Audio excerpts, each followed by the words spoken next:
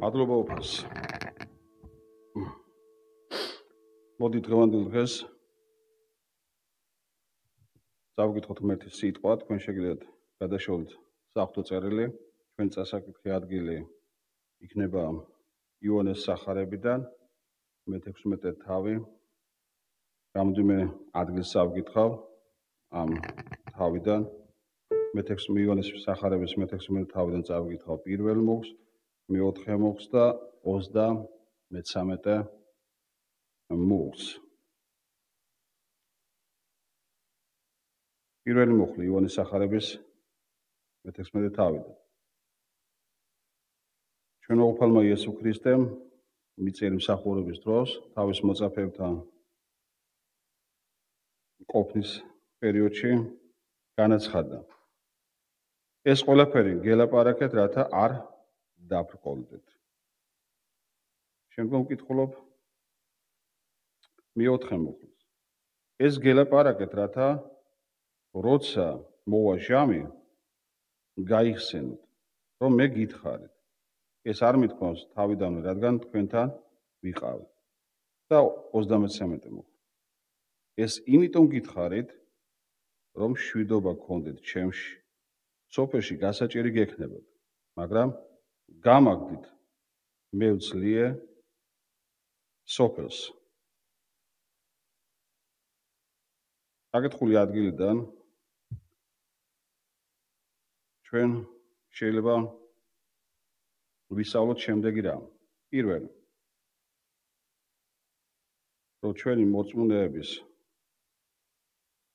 გული, როგორც ქრისტიანთა გული, აივსოს ყოველთვის ღვთის სიტყვით, ვიყოთ მის წმენაში და გქონდეს უკეთესი მომავლის მოლოდინის წმენა. და მეორე, რომ მუდამ ჩვენ ქრისტიანებს გვწამდეს, რომ უფალი ზრუნავს ჩვენზე და ჩვენს მომავალზე. ამგვარად რა გაგვიძლია ვსწავლოთ წაკითხული ადგილიდან. მიაქცეთ ყურადღება ჩვენი უფლის იესო ქრისტეს წარმოთქმულ სიტყვებში რამდენჯერმე თითქმის 3-ვე მუხში ამახვილებს ყურადღებას. გელაპარაკეთ. პირველი ეს ყველაფერი გელაპარაკეთ. მე-4 მუხში ეს გელაპარაკეთ. და 33 მუხში ეს იმიტომ გითხარით. მიაქცეთ ყურადღებას აი ამ წაკითხულ სიტყვებში მეორდება ეს სიტყვები. გელაპარაკეთ და ეს იმიტომ გელაპარაკეთ. აი ჩვენს მიერ წაკითხულ ტექსტიდან თითოეული თქვენთან დამეთანხმება, რომ როგორც იმ დროს მორწმუნეებს ჩვენი უფალი იესო ქრისტე არიგებდა, ამხნევებდა, ანუგეშებდა, ასევე დღევანდელ დღესაც ჩვენ ქრისტიანებს, მორწმუნეებს ჭირდება გამხნევება. ერთმანეთის შეგონება თუნდაც. ეს იმიტომ, რომ ამ ცხოვრებაში არის მრავალი გამოწვევები. იესომა ეს იმიტომ გითხარით, რომ როცა მოვა დრო, ან როდესაც თქვენ აღმოჩნდებით ისეთ გამოვალ მდგომარეობაში, თუნდაც განსასწრებში, რომ გაიხსენოთ რა გელაპარაკეთ. გაიხსენოთ ღმერთის სიტყვები. თუ ჩვენმა უფალმა იესომ თქვა, ყველა დღეს საკმარისი საზრუნავი აქვსო, ალბათ გახსოვთ, თუ ვკითხულობთ სახარების ფუძლებიდან ეს სიტყვები. არ ამგონია იყოს ამ მიწაზე ადამიანი, რომელსაც ცხოვრებაში არ განუცდია საზრუნავი, ტკივილი, ცრემლი და ასე შემდეგ. ეს ღვთისმსოფელი სავსეა ასეთი ფაქტებით და ასეთი განცდებით. რაც არ უნდა ეცადოს ადამიანმა ან დაემალოს, აი ასეთ რეალობას მაინც ვერ ეცდება ცხოვრებაში, იმიტომ რომ ამ ღვთისმსოფლის განუყოფელი ნაწილია როგორც სიხარული, ასევე ტკივილი, ცრემლი და განცდა. ყველას ვიხარი, როცა ახალი სიცოცხლე იბადება, ბავშვი იბადება. მაგრამ მოდის დრო, როდესაც ყველა ვტირით, როდესაც ჩვენ ახლობელი ადამიანი ტოვებს ამ მიწას და მოდის ჩვენი თვალებიდან ცრემლი. მაგრამ ეს ფაქტია, სამწუხაროა. ამ რეალობას ვერავინ ვერაცდება, ვერავინ გაერქცევა. მაგრამ ასე არ იყო თავდაპირველად. ჩვენ სახარება ბიბლიაში ვკითხულობთ, როდესაც ღმერთმა შექმნა ეს სამყარო, ყველაფერი იყო კარგი და მშვენიერი. იქ არ იყო ცრემლი, არ იყო ტკივილი. ჩვენ ვკითხულობთ დაბადების პირველივე ფურცლებიდან დაბადების წიგნის, რომ იხილა ღმერთმა ყოველივე რაც შექმნა და ძალზე კარგი იყო. ანუ ღმერთმა რაც შექმნა, მას მოეწონა, კარგი იყო, მაგრამ მას შემდეგ, როდესაც გავიდა კარგული პერიოდი, ჩვენ ვიცით სახელმწიფოდან რომ მოხდა სამწუხარო ფაქტი ედემის ბაღში, როდესაც მტერმა შემოიპარა აი ფისაგან შექმნილი მშვენიერ სამყაროში და მოხდა ადამიანის ცოდვით დაცემა. რის შემდგომაც დაიმონა ადამიანი კაცობრიობა ცოდვა და გაჩნდა აი ამ ცოდვის შედეგად სწორედ ცრემლი, ტკივილი, ტანჯვა, საზუნავი და ცოდვის საზღაური იყო სიკვდილი. მაგრამ მიუხედავად ამ საზუნავისა და საფიქრალისა, როგორც არ უნდა იყოს დღეს, ქრისტიანისათვის ყოველთვის არის იმედის სიტყვა, ნუგეში სიტყვა. ნებისმიერ დროს, ნებისმიერ მდგომარეობაში, ნებისმიერ ქალაქში თუ ნებისმიერ სახელმწიფოში. ვინაიდან ჩვენი უფლის სიტყვა არის უცვლელი და ის არ კარგავს არასოდეს ძალას. ამიტომაც აქ ჩვენმა უფალმა იესო ქრისტემ მოწაფეებს შეაგონა და ეს სიტყვა დღევანდელ დღესაც ჩვენ წავიკითხეთ და ჩვენც ვკითხულობთ ამ სიტყვებს, რაც უფალმა იესომ უთხრა, ეს ყველაფერი გელაპარაკეთ, რათა არ დაბრკოლდეთ. იმ დროს მოწაფეებს უთხრა, მაგრამ დღეს ჩვენ ვკითხულობთ, რომ თუ ჩვენ აღმოჩნდით ისეთ პერიოდში, ისეთ ჟამში, ან ოჯახში, სამსახურში, ურთიერთობაში, ქალაქში, სადღეგოში, რომ უცებ წავაწყდით რაღაცა გამოვალ მდგომარეობა, ჩვენთვის ისეთ მდგომარეობაში აღმოჩნდით, როდესაც ჩვენ ამას არც კი ველოდით, ეს ყველაფერი გელაპარაკეთ, რათა იმ დროს არ დაბრკოლდეთ, არ გაჩერდეთ, არ თქვათ ეს რატომ მოხდა ჩემს ცხოვრებაში, რა დამემართა არ თქვათ. მეოთხე მუხში დაწერილია, ეს გელაპარაკეთ, რათა როცა მოვა ჟამი, გაიხსენოთ, რომ მე გითხარით და გაიხსენოთ. ეს წუთი, ერთი წუთით უბრალოდ ახლა წარმოვიდგინოთ. მოწაფეები მიყვებიან უფალ იესო ქრისტეს, უბრალოდ წარმოვიდგინოთ. ხარობენ უფალ იესო ქრისტეთი, როცა აი წარმოვიდგინეთ ჩვენ ვართ უფალ იესოსთან ერთად. საუბრობთ მასთან ერთად დავდივართ, მასთან ერთად ჭამთ საჭმელს, მასთან ერთად ვსვამთ, ხარობთ. ის ზუნავს ჩვენ საჭიროებებზე, მასთან ერთად როდესაც ვართ, მოწაფეებს არაფერი არ აკლდა და ესე ჩვენ როცა ვიყოთ, მას არაფერი არ მოგვაკლდებოდა, ხო? აი მაგალითად ჩვენ ვკითხულობთ ივანეს სახარების პირველ თავში, როდესაც ფილიპემ ნახა ნათანიელი რასეულობა, ახსოვს, გახარებული უნდა ჩვენ ნახეთ იროვნება, ვისაც არის დაწერილიო საღვთო წერილშიო.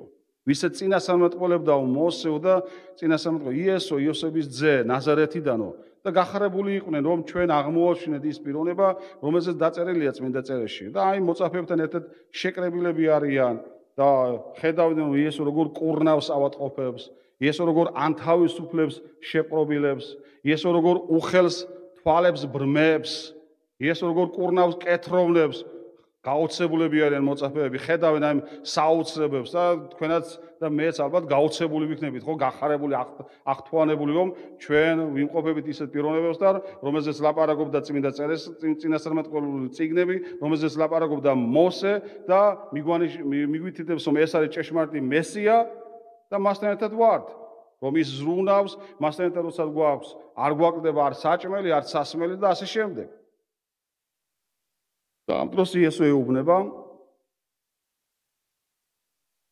მოვა ჟამი, როდესაც თქვენ აღმოჩნდებით ჩემი წასვლის შემდეგ განსასწრებში. და როგორც კი მოისმენდნენ მოწაფეები აი ამ სიტყვებს მეექვსე მუხში ვკითხულობთ, ხო? მეექვსე მუხში რას ვკითხულობთ, როგორც კი მოისმინეს ამის შესახებ, მეექვსე მუხში ნახე რა წერია. წუხარებით აღივსო თქვენი გული. ეს რომ გითხრა, ანუ იესო როცა ეუბნება, რომ თქვენ აი ასეთი ჟამი შეიძლება მოვიდეს თქვენ ცხოვრებაში, უყურე წუხარებით აღივსო მათი გული. ანუ დანაღლიანდნენ. დამწუხდნენ. და არ ელოდნენ აი ამ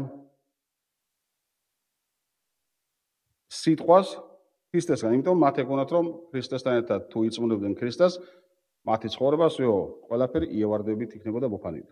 რომ მათ არაფერში ექნებოდათ გასაჭერი.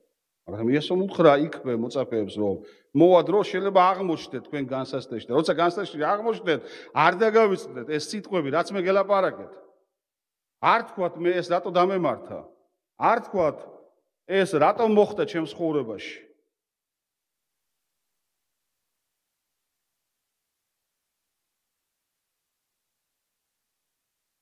რას ვსწავლობთ აი ამ ადგილას?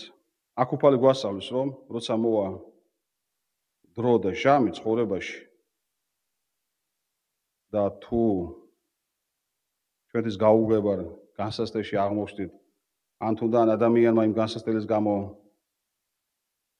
თვალებზე ცრემლი აღმოაჩნდა, ტკივილი, გაიხსნოთ ყველაფერი, რაც თქვა უფალმა იესო.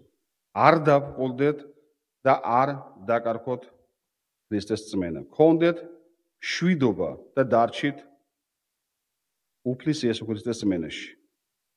ვინაიდან უფალმა იესომ თქვა, მე მივდივარ ზეცაში მამასთან და თქვენთვის ეს უკეთესი არის რომ წავიდე, ვინაიდან მე მომაქვს სვერპლი ჯვარზე თქვენთვის და რასაც თხოვთ მამას ჩემის სახელით მოგცემ თქვენ, თქვა ჩვენმა უფალმა იესომ, რათა თქვენი სიხარული სრულყოფილი იყოსო. მისი სიტყვა, რაც თქვა უფალმა იესომ, ჭეშმარიტია. მან თქვა არ მიგატოვებ და არ დაგაგდებ. თქვენთან ვიქნები მიწუთის სოფლის აღსასრულებამდე. ამიტომ ჩვენს გულში მუდამ უნდა იყოს მისი სიტყვა ცოცხალი, რათა გავიხაროთ ცხოვრებაში მისი მშვიდობით. და ვიყოთ მის წმენაში და მომავლის იმედით. ვინაიდან მეორე პეტრეს წერილის მესამე თავის მე-13-მე-14 მუხლებში ჩვენ ვკითხულობთ ჩვენი მისი აღთქმისამებ ჩვენ ქრისტიანები მოველით ახალ ცალს და ახალ მიწას. ამიტომ საყვარელო რა კი ამას ელოდებით, იბეჯითეთ, შეუბღალავნი და უბიწონი წარდგეთ შვიდობით მის წინაშეო. აი რატო თქვა ჩვენმა უფალმა იესო, თქვენთვის უკეთესია მე წავიდე. მე როცა წავალ თქვენთვის ზეცაში, მე იქ თქვენ მოგიმზადებთ ადგილს. და პეტრე მოწყვლი ამბობს, რომ ჩვენ გველოდება ახალი ცა და ახალი მიწა. ჩვენ გველოდება უკეთესი მომავალი. უკეთესი ის რაც თვალს არ უნახავს და ყურს არ სმენიაო. ბიბლია ამბობს, რომ ჩვენ ზეციდან შობილები, უფლის იესო ქრისტეს მორწმუნენი, ღვთის შვილები. უფალი იესო ქრისტესაგან გველოდება მომზადებული მარადიული სახლი. ასე წერია საღვთო წერილში, ჩვენი მოქალაქეობა ზეცაშია, საიდანაც მოველით მაცხოვარს უფალი იესო ქრისტეს. ჩვენი მარადიული სახლი. სად არის? მოწყვლი პავლე ამბობს, როცა დაინგრევაო ეს ჩვენი მიწიერი სახლი, ანუ ის გულისხმობს, ის ლაპარაკობს ჩვენ სხეულებზე. აი ამ სხეულებზე ლაპარაკობს პავლე, რომ ეს ჩვენი მიწიური სახლი არის. რომელშიც ცხოვრობს ჩვენი სული ამ მიწაზე. მაგრამ როცა დრო მოვა, ჟამი მოვა, როცა დაინგრევაო ეს მიწიური სახლიო, ჩვენ გვაქვს უკეთესი სახლი. უფალი იესო ქრისტესაგან მომზადებული. ზეცაში მარადიული სახლი. ამიტომაც თქვენ ქრისტიანები, ამიტომ იესომ თქვა, ვისაც ჩემი წამს ის არ მოკვდება. არამედ მას უკვე აქვს საუკუნო სიცოცხლეო. ამიტომ ჩვენ ქრისტიანებს უკვე გვაქვს საუკუნო სიცოცხლე. იმიტომ რომ ჩვენი სული ღმერთმა შექმნა მარადიული და აი მიწაზე დატოვების შემდეგ ზეცაში გვაქვს მარადიული სახლი. ჩვენ არ რჩებით სახლის გარეშე. იესომ უფალმა ჩვენმა უკვე იზრუნა, რომ ჩვენ სულს გქონდეს ახალი, ლამაზი და მარადიული სახლი. ამ მიწაზე სახლი არის დროებითი ჩვენი სხეული. მაგრამ ღმერთმა მოგვიმზადა ქრისტეს მეშვეობით ახალი მარადიული სახლი, რომელსაც ჩვენი უფალი იესო ქრისტე მისცემს თავის მორწმუნეებს თავის დროზე. ამიტომ ჩვენ უნდა გქონდეს ეს წმენა და ეს იმედი. ძვირფასნო დებო და ძმებო. ეს არის ისაც თქვით ელოდება ღვთის შვილებს. ახალი ცა და ახალი მიწა, ახალი სახლი. სადაც არ არის არ ცრემლი, არ ტკივილი და არ ტანჯვა. ჩვენ ქრისტიანებს გვაქვს კარგი მომავალი, კარგი მემკვიდრეობა, კარგი ბედი, კარგი კურთხევა. ეს იმიტომ რომ ჩვენმა უფალმა იესომ ძლია სიკვდილს, ძლია სოფელს, ძლია ცოდვას. ის გაეკვრა ჯვარზე ჩვენთვის და იტვირთა ჩვენი ტკივილი, ჩვენი ცრემლი, ჩვენი ტანჯვა. რათა ჩვენთვის გამოთავისუფლებული ყოფილიყო ღვთის მადლი და კარგი მომავალი. ამიტომ მოდი დღეს შევინახოთ ჩვენი უფლის იესო ქრისტეს ნათქვამი სიტყვები ჩვენს გულში. და თუ მის სიტყვა იქნება ჩვენს გულში, მაშინ ჩვენთვის ყოველთვის იქნება მშვიდობა. გახსოვთ, უფალმა იესომ თქვა, სახლი, რომელიც კლდეზე იყო აშენებული, მიუხედავად იმისა, რომ ამოვარდა ქარიშხალი, მოვიდა დიდი ღელვა, მაგრამ იმ სახლს, რომელიც კლდეზე იყო აშენებული, ვერ ავნო იმ ქარმა და იმ ქარიშხალმა და იმ ტალღებმა, იმიტომ რომ კლდეზე იყო დაფუძნებული. კლდეზე დაფუძნებული სახლი ეს არის ღვთის სიტყვაზე და რწმენაზე დაფუძნებული. ხოლო ის სახლი, რომელიც ქვიშაზე იყო, რომელსაც საძირკველი არ გააჩნდა, იქაც მოვიდა ქარი, იქაც მოვიდა წყალდიდობა და ის სახლი დაინგრა. ანუ ეს ქარი და ეს ქარიშხალი და ტალღები ყველა ცხოვრებაში მოდის. არ ვიფიქროთ, რომ ერთი ცხოვრებაში მოდის და მეორე ცხოვრებაში არ მოდის. ყველა ცხოვრებაში მოდის.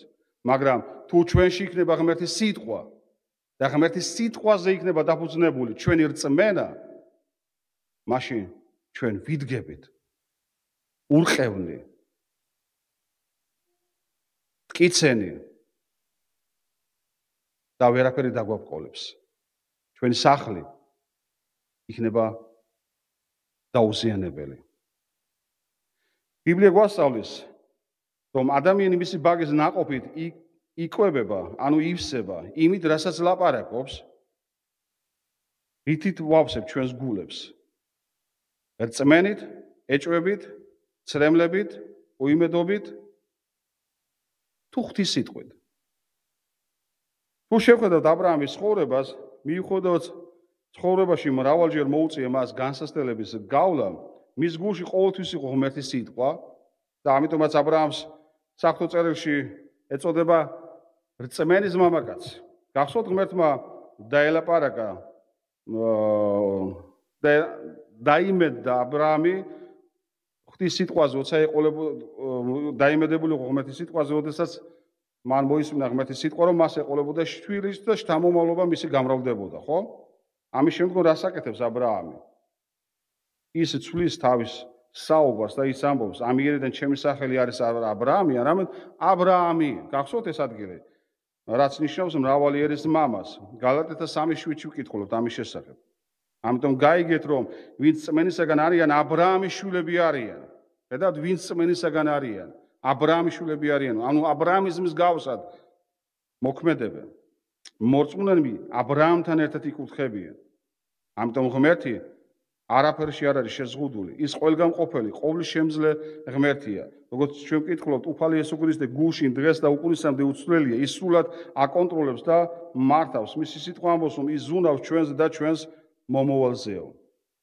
როდესაც აბრაამი ლაპარაკობდა, რომ ჩემი სახელი არის აბრაამი, არამედ აბრაამი მრავლობითში ლაპარაკობდა, უკვე როგორც მრავალი ერის მამა, მან ირწმუნა ღმერთის ნათქვამის სიტყვა.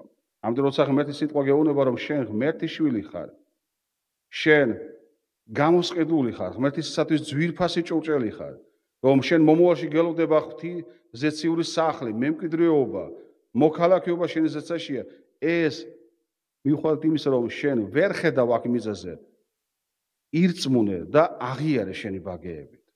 გულით სწამთ, ბაგეებით რა შობიან? აღიარებენ. გულით სწამთ, ბაგეებით აღიარებენ.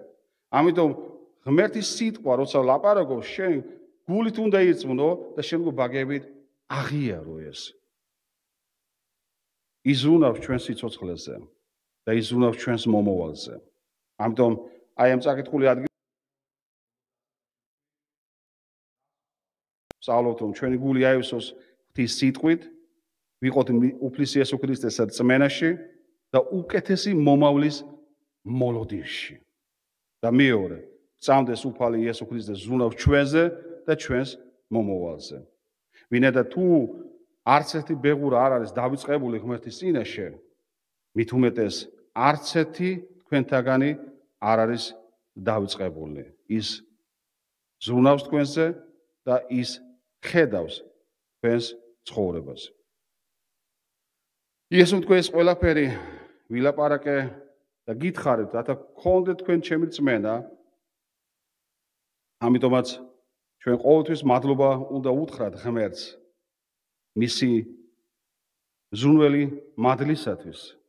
მადლობა უთხრათ ღმერთს ყველაფრისათვის, რაც გააკეთა ჩვენმა უფალმა იესო ქრისტემ ჩვენთვის ჯვარზე. მადლობა უთხრათ ღმერთს რა გველოდება ჩვენ მომავალში, რისი მოლოდინის იმედიც და რწმენაც გაგვაჩნია. ყველაფრისათვის მადლობა უნდა უთხრათ ღმერთს. ამიტომ მოდი დღეს თუ რაიმე განსასწრებში აღმოჩნდით, არ შევოგოთ პრობლემაში ცხოვრება, არამედ გავიხსენოთ უფლის იესო ქრისტეს სიტყვები და ავისოთ ღმერთის სიტყვით, რათა ჩვენ ბაგემა ილაპარაკოს აბრაამის მსგავსად, ისაც ღმერთი დაჰკვირდა. იესომ დაჰკვირდა. იესო მისი ჭირობებით ჩვენ განვიკორნეთ. ღმერთმა დაჰკვირდა.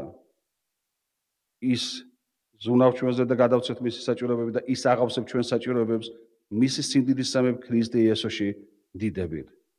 ღმერთმა დაჰკვირდა, რომ ჩვენ დაგვიცავს ჩვენ ცხოვრებაში ყოველგვარი ბოროტებისაგან. ღმერთმა დაჰკვირდა, რომ ჩვენ თუ დავრჩებით მის სიტყვაში და მისი სიტყვა დარჩება ჩვენში, უფლის იესოს სახელით ჩვენ ვითხოვთ ლოცვებში და ღმერთი მოგცემს, პასუხს გაგცემს. ღმერთმა დაჰკვირდა ახალი ცა და ახალი მიწა მომავალში და ეს მოლოდინის რწმენა გქონდეს თითოეულ ჩვენთაგანს. ღმერთმა დაჰკვირდა, რომ ის არ მიგვატოვებს და არ დაგვაგდებს. მადლობა უთხრათ ღმერთს. ვადიდებდეთ უფლის იესოს სახელს უკეთესი მომავლისათვის. ამიტომ დღეს მივიღოთ და შევაგონოთ ასევე, ვანუგოშოთ ერთმანეთი უფლის იესოს სიტყვები. რაც იესომ თქვა, ეს ყველაფერი გელაპარაკეთ, რათა არ დაბრკოლდეთ და მეორე მშვიდობა გქონდეთ ჩემში, თქვა უფალმა იესომ. სოფელში გექნებათ გასაჭირი, მაგრამ გამაგდით. მტკიცენი იყავით. მე ვძლიე სოფელს, თქვა უფალმა იესომ. უფალი იესო ჩვენი მხსნელი და მაცხოვარი, გამარჯვებული უფალი არის. მან გაიმარჯვა და მისი გამარჯვებით ჩვენაც გვაქვს ეს გამარჯვება იმ შემთხვევაში, თუ დარჩება მისი სიტყვა. ჩვენ ვკითხულობთ იონეს წერილებიდან, როცა იონე წერს, ძლიერნი ხართ, იმიტომ რომ ღვთის სიტყვა იმყოფება თქვენშიო. ანუ ღმერთის სიტყვა ღვთის ჩვენ ძლიერებს. ღმერთის სიტყვა ჩვენ ღვთის ურყევებს. ღმერთის სიტყვა ღვთის ჩვენ მტკიცენს და შეურყეველებს. და როცა ჩვენში ღმერთის სიტყვა არის, ჩვენ ვდგავართ და ვამბობთ, იესო გაიმარჯვა, ჩვენ ვაცხადებთ იესოს გამარჯვებას. იესომ თქვა, მე გაძლევ თქვენ ძალაუფლებას და ჩვენ მტკიცედ ვდგავართ, იესოსგან გვაქვს ჩვენ ეს მოცემული ძალაუფლება. იესომ თქვა, რასაც შეკრავთ, იქნება შეკრული. რასაც გახსნით, იქნება გახსნილი. ეს ძალაუფლება ღმერთისაგან გვაქვს იესო ქრისტეში. თუ ღმერთის სიტყვა ამბობს, რომ ეს ძალაუფლება გვაქვს, ეს იმას ნიშნავს, რომ არის ეს ძალაუფლება ღვთის ეკლესიაში. ირწმუნებულით და ბაგეებით აღიარე. მადლობა ღმერთს მის სიტყვისათვის. მოდი